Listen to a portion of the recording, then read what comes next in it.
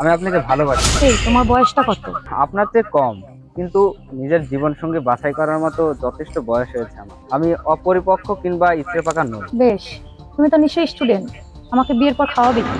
Madam, মানুষ বিয়ে করে কি শুধু খাওয়ানোর জন্য? আমরা বিয়ে না করে কি না খেয়ে আছি? তুমি তো খুব পাকনা ছেলে, আমাকে যদি তুমি ভালোবাসো আমার কিছু দায়িত্ব তো তোমাকে নিতেই হবে। ম্যাডাম, আমি আপনাকে শুধু ভালোবাসার দায়িত্বটাই নিই। বিয়ে করা মানে কি শুধু স্ত্রীকে খাওয়ানোর দায়িত্ব নেওয়া? উপজাতিরা তো স্ত্রীরা স্বামীকে উপার্জন করে খাওয়ায়। আপনি তো একজন উপার্জনক্ষম নারী। নিশ্চয়ই অন্যেরটা খাওয়া আপনার বিয়ের মূল উদ্দেশ্য নয়। আমি শুধু ভালোবাসার দায়িত্বটাই নিব। তার সুখে আমার সুখ, তার দুঃখে আমার দুঃখ, তার কান্নায় আমার দুঃখ, তার হাসিতে আমার আনন্দ, তার দুঃখে আমার সব থেকে বড় কষ্ট।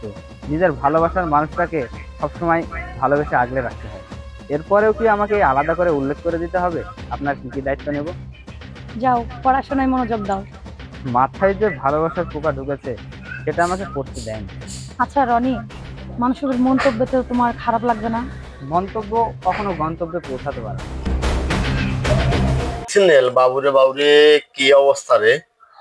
একজন শিক্ষককে একটা ছাত্র প্রস্তাব গেল, প্রেম হয়ে গেছে। মানে এখনকার যুগে আপনি যদি একটু শক্তভাবে কোনো ছেলে কোনো মেয়েকে বা কোনো বিবাহিত কোনো বেডিকে যদি প্রপোজ করতে পারে, তাহলে 100% এখানে প্রেম মানে হয়ে গেছে। আপনারা দেখছেন আসলে